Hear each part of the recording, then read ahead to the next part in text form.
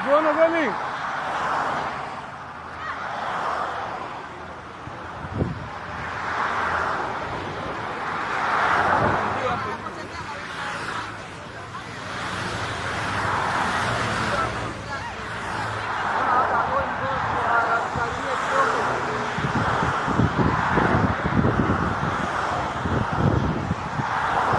Waheshimiwa mawaziri wa pande zote mbili, Rwanda na Tanzania, waheshimiwa mabalozi wetu wa Rwanda kwa Tanzania na wa Tanzania kwa Rwanda, ndugu waandishi wa habari, mabibi na mabwana, Jamhuri ya Muungano wa Tanzania, kwa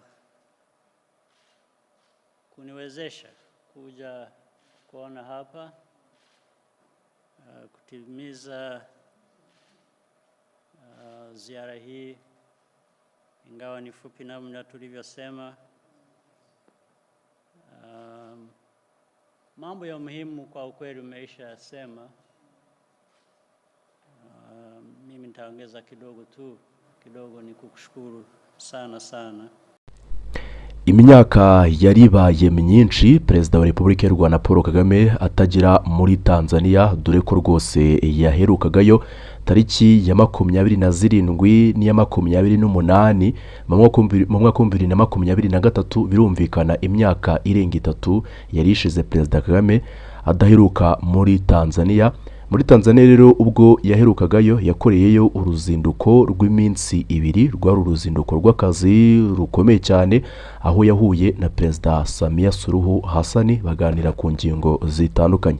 Kuva icyo gihe rero umubano wa Tanzania ndetse n'u Rwanda byatangiye kugaragara ko waba urimo agatotsi bitewe n'ibikorwa Tanzania yatangiye kwinjiramo byo kwifatanya n'abatavuga rumwe n'ubutegetsi bw'u Rwanda, ndavuga n'ubundi Uburundi na Repubulika Iharanira Demokarasi ya Kongo Kinshasa. Tanzania yafashije Kongo mu kuyiha ingabo zo kurwanya abarwanyi b'umutwe wa M23. Kongo Kinshasa ivuga ko abo barwanyi bafashwa n'u Rwanda. Tanzania rero sibyo gusa yavuzweho, ahubwo n'ikindi gihe byigeze rwose gukomera cyane, byasaga nkaho n'ubundi umubano w'igihugu cy'u Rwanda na Tanzania utifashe neza. Ni mu mwaka 2025 ubwo abagize SADC, ubwo ingabo zigize SADC zari zirimo iza Tanzania n'iza South Africa zatsindwaga n'abarwanyi b'umutwe wa M23, birangira n'ubundi abo bagize SADC bafatwa miri. Mu gufatwa miri rero batangiye gushyikirizwa u Rwanda, ngo u Rwanda n'ubundi rubashe kubageza mu bihugu baje baturutsemo. Icyo gihe rero rwose u Rwanda rwahaye inzira abasirikare ba Tanzania babasha kugira iwabo mu mahoro.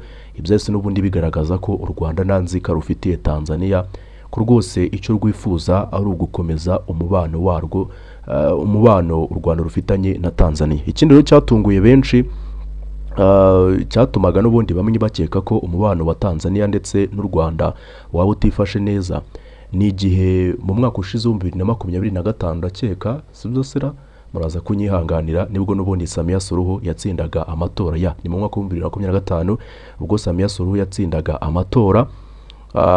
N'amatora atarigeze avugwaho rumwe. Abakuru b'ibihugu byinshi bitandukanye baramushimiye cyane rwose, bagaragaza ko bishimiye uko yatsinze amatora. Perezida w'u Burundi yishimiye intsinzi ye, Perezida wa Kongo yishimiye intsinzi ye, gusa ariko Perezida wa Repubulika y'u Rwanda muzi kuri nigeze agaragaza amarangamutima ku ntsinzi Samia Suluhu yari yabonye. Ibi ngibi rero byatumye bamwe batangira kuvuga uti buriya Perezida wa Repubulika y'u Rwanda ashobora kuba atarigeze yishimira uburyo amatora muri Tanzania yakozwemo, kuko Samia Suluhu yibye amajwi, ibyatumye imyigaragambyo ikomera cyane ndetse ni n'ibintu byagaragaraga. Ibyo ngibyo muzi kuri byagiye bihuzwa, gusa ariko kuri inshuro ikigaragara nuko n'ubundi umubano w'u Rwanda na Tanzania wongeye kujya mu buryo nyuma rwose y'igihe kirekire cyane, havugwa byinshi, havugwa ibintu byinshi bitandukanye. Ikindi kandi icyo gihe Samia Suluhu arahira, Perezida w'u Burundi yitabiriye iryo rahira, Perezida n'abandi baperezida batandukanye baturutse hirya no hino bitabiriye iryo rahira rwose ryabereye mu kigo cya gisirikare.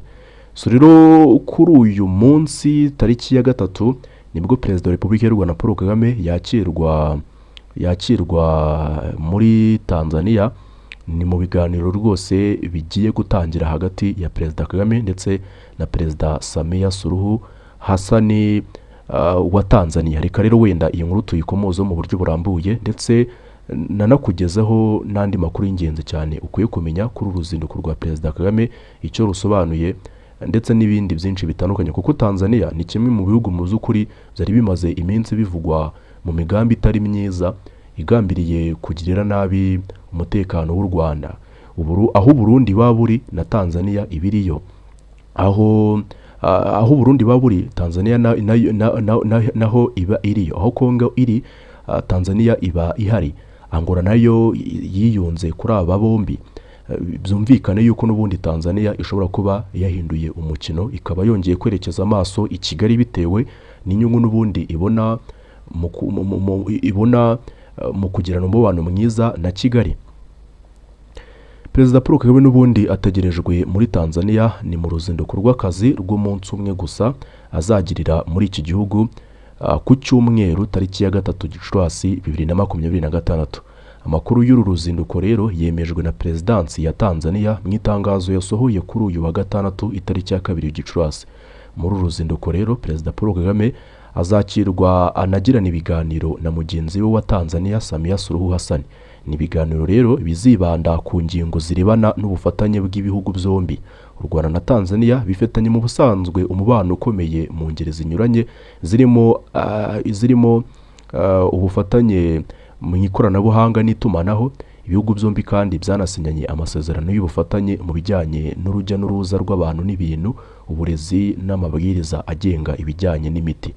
Muri Nyakanga rero 2025 u Rwanda na Tanzania nibwo nanone byasinye amasezerano agamije gushyiraho ibiro by'ikigo gishinzwe ibyambu muri Tanzania i Kigali, nk'intambwe n'ubundi ikomeye cyane yatewe mu guteza imbere ubucuruzi hagati y'ibihugu byombi. U Rwanda na Tanzania rero bisanzwe kandi bifitanye imikoranire mu bikorwa byiganjemo ubucuruzi cyane ko rwose uretse kuba abanyarwanda bakoresha icyambu cya Dar es Salaam, hari n'ibicuruzwa biva mu Rwanda bikajyanwa gucuruzwa muri Tanzania. So rero Perezida Kagame rwose aragirira uru ruzinduko muri Tanzania mu gihe muri cyumweru gishize yagiriye inzinduko no mu bindi bice bitandukanye by'igihugu. Urundi ruzinduko yakoze rwatunguye benshi ndetse rwavuzwe cyane n'urwo yakoreye muri Congo Brazzaville, aho yahuriye na Perezida Evariste Ndayishimiye. Urwo ruzinduko rwose rwari uruzinduko rudasanzwe Perezida Kagame yagiriye n'ubundi muri icyo gihugu, kuko n'uruzinduko yahuriyemo n'abandi bategetsi batandukanye bo hirya no hino ku isi.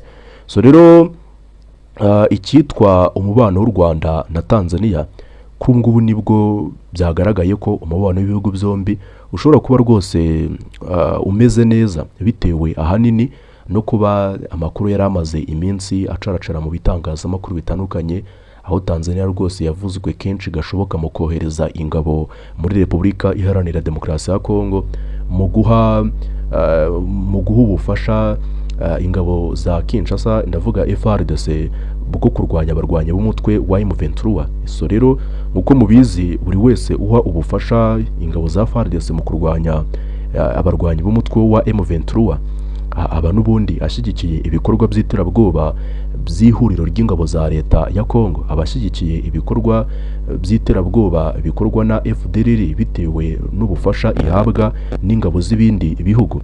Ibingibi rero nanone babishimangiye ko icyo gihugu cyemeye kugendera mu mujyo w'ingabo mu mujyo wa leta ya Kinshasa.